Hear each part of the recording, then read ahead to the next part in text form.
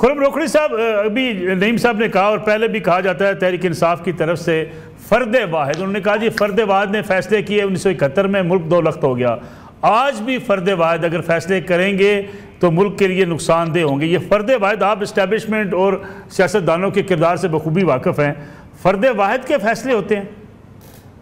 बात यह है मलिक साहब कि हमें इस पूरे प्रोसेस को बड़ा क्लैरिटी से देखना चाहिए कि इस जमात के जो हैंडलर्स हैं, मैं आपके प्रोग्राम के तवस्त आज एलानिया बता रहा हूँ कि वो बाहर बैठे हुए एंटी स्टेट हैंडलर्स के हाथों में, इंडियंस इनके साथ इन्वॉल्व हैं, अमेरिका से इनके तमाम का तमाम जो सोशल मीडिया नेटवर्क वो चलाया जाता है, और ये इस मुल्क के अंदर अफरा तफरी और तबाही की तरफ लेके जाने वाला एक गिरोह है। जो इनके आम पॉलिटिशियंस हैं उनको खाक का भी नहीं पता कि ये कौन सी डीप गंदी गेम खेल रहे हैं। दूसरी चीज, ये एक पॉइंट लेके आ रहे हैं शेख मुजीब का। शेख मुजीब एलानिया ये कहता था कि मैं इंडिया के साथ मिलकर, मुक्ति बानी के साथ मिलकर मैंने बांग्लादेश को अलहदा किया।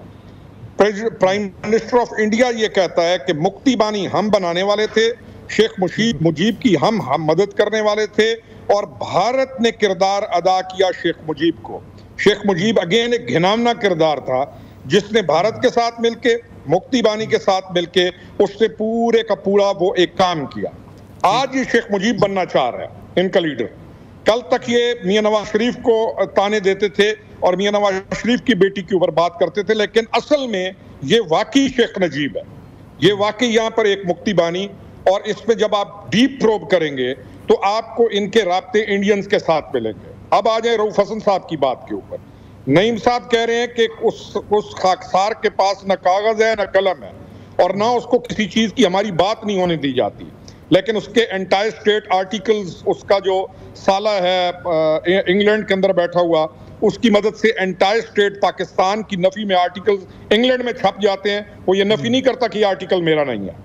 अभी परसों इन्होंने एक आर्टिकल पैसे देके, और उसके ऊपर लिखा हुआ है पेड, पैसे देके एंटायर स्टेट नहीं, वो तो खुर्रम साहब पेड इसलिए लिखा है कि जो देखना चाहेगा, जो पढ़ना चाहेगा वो पे करके देखेगा। सर इसीलिए है ना, तो वो तो आप मेरी बात पूरी मुझे करने दें, आप तक मैं सारी बात पे आऊंगा।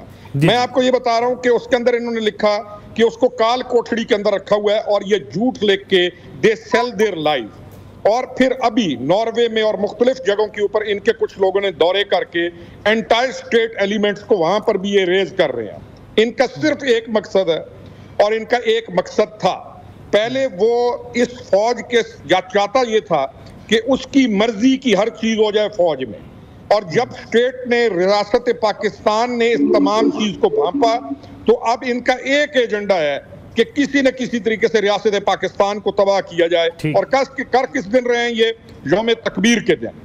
जो यौम तकबीर है उस दिन ये इनका ये ड्रामा शुरू हो रहा है और ये लोगों को उकसा कर इस सिमत के अंदर लेकर जा रहे हैं। ठीक है खुर्रम साहब, तमाम चीजों जी तो ये तमाम चीजें जब आप देखेंगे तो मलिक साहब आपको नजर आएगा कि इनका सारे का सारा एजेंडा एक है, और वो है एंटायर स्टेट। जी सर। ठीक है खुर्रम साहब, मुझे कमर्शियल ब्रेक लेनी है, सवालात बहुत से हैं जो। खुर्रम साहब, डायलाग की बात होती है, कभी कभी ये उम्मीद नज़र आती है कि शायद डायलाग हो सकता है, बातचीत हो सकती है। अली मीन गंडापुर साहब वज़ीर-ए-आला KP के जेल जाते हैं, इमरान खान साहब से मुलाकात भी होती है, संडे की रोज़ भी मुलाकात की खबरें हैं कि वो इतवार के रोज़ भी मुलाकात के लिए चले गए, अगरचे इसकी तस्दीक तो नहीं की जा सकती।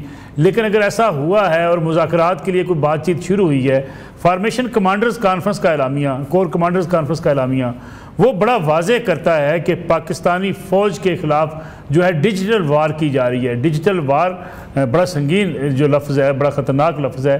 क्या इस्टेब्लिशमेंट ये समझती है कि अगर उनके ख़िलाफ़ कोई बाकायदा जंग हो रही है सोशल मीडिया पर, तो फिर डायलाग और मुज़ाकरात, ये खबरें क्यों मंज़र आम पर आती हैं? मलिक साहब, ये है डिसेप्शन की पार्टी, ये पॉलिटिकल पार्टी नहीं है। मैं थोड़ा सा इख्तिलाफ करते हुए ये कहूँगा कि इनके पास एंटायर एस्टेब्लिशमेंट वोट नहीं है। इन्होंने एक प्याली के अंदर तूफान खड़ा किया और इन्होंने सारे का सारा इनका जो नेटवर्क है, ये सोशल मीडिया, जो जाली बॉट्स हैं और जिसके ऊपर जो इन्होंने पैसा फेंका, और फिर आपको कहूँगा कि एंटायर स्टेट लोग जो इनके अंदर दाखिल हैं और ये उनका हिस्सा हैं। कोई अमेरिका में बैठा हुआ है, कोई कहीं से इंग्लैंड से ऑपरेट करता है, कोई कनाडा से ऑपरेट करता है, और ये तमाम उनके आगे कठपुतलियों की तरह ये यहाँ पर हरकतें करते हैं। अब ये चाहते क्या हैं? ये चाहते ये हैं कि लोग मैसेज बाहर निकलें, और जो 9 मई को ये जो कामयाब नहीं हो सके और इंशाल्लाह आगे भी नहीं होंगे, ये चाहते ये हैं कि दोबारा मुल्क डीरेल हो। मुल्क इस वक्त आपकी तमाम सबसे बड़ी पॉलिटिकल पार्टीज चला रही हैं, और वो पार्टी चला रही हैं जिन्होंने इस मुल्क के अंदर बहुत बड़ा किरदार अदा किया है। इनके किरदार के अंदर उस्मान बुज़दार और महमूद के अलावा है क्या? पिंकी के अलावा है क्या इनके पास? या गोगी के अलावा है क्या? हमें हमारे साथ ये करना क्या चाहते हैं, हमें इसका बिल्कुल क्लियर है। ना ये पॉलिटिकल पार्टी है, ना इनका कोई पॉलिटिकल एजेंडा है, और ना ये किसी के साथ बैठेंगे। और इनकी डोरियां कहां पर हैं, इस चीज को हमने देखना जरूरी है। ये इस वक्त एक एंटायर स्टेट मूवमेंट बन चुकी है, और अब ये मुक्ति बानी की तलाश में है। और हमें तो कोई शक नहीं, मेरे जैसे बंदे को, कि इंडियंस इनके पीछे पूरी सपोर्ट के साथ खड़े हुए हैं। आपको पाबंदी लगाने की बातें कर रहे हैं कि पीटीआई पे पाबंदी लगनी चाहिए। सर मेरी बात पूरी करने दें। एक खातून निकलती है बलूचिस्तान से, और वो जाती है जो पाकिस्तान के खिलाफ वहां पे निकलती है जहां, और जाकर वो नॉर्वे के अंदर खड़ी हुई है, ये वहां पर उसको सपोर्ट कर रहे हैं। ये इंडियंस के साथ मिलके उसके प्रोग्राम्स करा रहे हैं, और ये हर वो गंदी हरकत करेंगे जिसमें पाकिस्तान की सुबकी हो।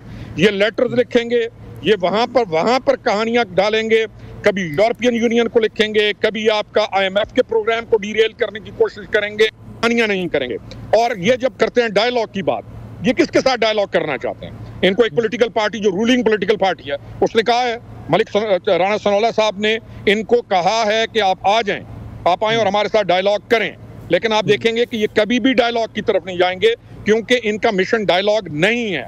ना ये डायलॉग में बैठ सकते हैं, ना इनके पास कोई ऐसी चीज है कि ये पॉलिटिकली बैठकर कन्विंस कर सकें, ना ये पाकिस्तान को स्टेबिलिटी की तरफ जाता हुआ देख सकते हैं। एक टारगेट है कि किसी तरीके से पाकिस्तान को तबाह किया जाए। नाम लेंगे कि हम एंटी एस्टेब्लिशमेंट हैं, जबकि ये एंटी स्टेट है। इनको तकलीफ है कि बलूचिस्तान अपग्रेड क्यों हो रहा है, इनको तकलीफ है कि SIFC क्यों बन रही है, और तकलीफ क्यों इनको है जो दुनिया के अंदर बैठी हुई पाकिस्तान दुश्मन कुव्वतें हैं, और वो इनको खिलाती हैं और वो इनके साथ चल रही हैं। मैसेज का जो इशू है वो डिफरेंट है। उनको चाहिए गुड इकोनॉमी, जो हमारा काम है पॉलिटिशियंस का, कि हम मुल्क को इकोनॉमी बेहतर की तरफ लेके जाएं, और अपने लोगों की महरूमियों को करें दूर, और अपने लोगों को जो नौजवान नस्ल है हम उसको दें बेहतर मुस्तकबिल, ताकि वो इनके गंदे। खुर्रम साहब इसमें भी आता हूँ कि आगे सियासी जमातों को करना क्या चाहिए। नईम साहब, इल्ज़ामात बड़े संगीन हैं जो खुर्रम साहब ने लगाए, लेकिन कुछ चीज़ें ऐसी मुमासलत ज़रूर रखती हैं, जैसे कि उन्होंने कहा कि SIFC के हवाले से आपके बयानात, अगर मुल्क में इकानमी चलती है तब भी PTI को इतराज़ होता है। दूसरा, PTI के बारे में एक अमूमी रवैया बन चुका है कि PTI एक इंतहा पसंदाना सियासत की तरफ जा रही है, बल्कि आपके हवाले से भी कहा जाता है कि आपने उस दिन जो है वो खबर मानिका साहब को जनाब पकड़ के मारना शुरू कर दिया। एक कानून दान अपने मुखालिफ को मारेगा, मुनासिब अमल है? देखिए, पहली बात है कि मैंने खबर मानिका को, आपने वीडियो के अंदर देखा होगा, एक जाकर थप्पड़ मारा है और एक मुकदमा बनाया कि 20-25 को बला ने हमला कर दिया, और ये कहानी बनाई गई। उस वीडियो के अंदर आपके साथ सारी चीजें पूरी दुनिया के ऊपर चलती भी रही, और उसके अंदर सारी स्टोरी बनाकर दर्ज की गई। वो सारा मामला तो पूरी दुनिया ने देखा कि किसने खबर मानकर को प्लांट किया। PMLN के कैसे लॉयर साथ थे, या तारण का सेक्रेटरी भी साथ मौजूद था, और इससे पहले भी खान साहब जब पेश हुए तो शगाना केस के अंदर, तो ये तारण यही बंदे लेकर आया था और आकर अदालत के अंदर हंगामा रही। सिर्फ मकसद इनका ये था कि केस डिले हो, और वो उस मकसद में कामयाब हो गए। जज के ऊपर भी जो प्रेशर डाला हुआ था वो अदालत का नजर आ रहा। अच्छा, जहाँ पर आपने नहीं मारा नहीं साहब, आपने मारा नहीं है खबर साहब को? जी, खबर साहब को आपने नहीं मारा?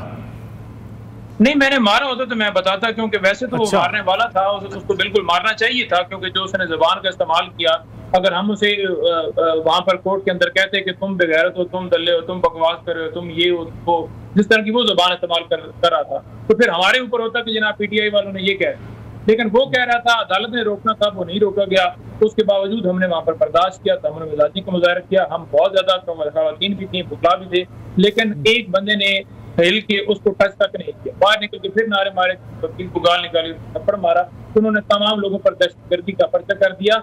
इसमें आपके सामने सुप्रीम कोर्ट के फैसले हैं, और उसमें दहशतगर्दी की दफात लगाने के लिए जो वाज़ेह तौर पर प्रिंसिपल बनाया गया कि अगर आप किसी जलसे के अंदर जाएंगे, वहां पर कोई लीडर गुफ्तगू कर रहा है और 10 बंदे ऊपर से आते हैं और उसको फायर मारते हैं, और अगर वो फायरिंग के जरिए वो जो है वो उसके ऊपर जो है दहशतगर्दी की दफात जो है वो नहीं लगाई जा सकती। अगर 10 बंदे आए और पूरी आवाम के ऊपर वो फायरिंग शुरू कर दें तो उसके ऊपर दहशतगर्दी की दफात लगाई जाती है। लेकिन यहाँ पर ना कोई फायर हुआ है, ना कोई पुलिस से एहतियात किया गया है, गर्दी की मुकदमात बना दी गए। खैर हम वो कोर्ट में फेस करेंगे, वो तो हमें पता है हर तरफ है, लिहाजा हमारे ऊपर ये सारा चल रहा है। जहाँ पर ये बात कर रहे थे ना कि लीडरान इनके ऊपर केसेस बनाए गए, पहली बात तो बताई जाए कि आज तक जो एवन फील्ड अपार्टमेंट का है वो हिसाब दिया गया।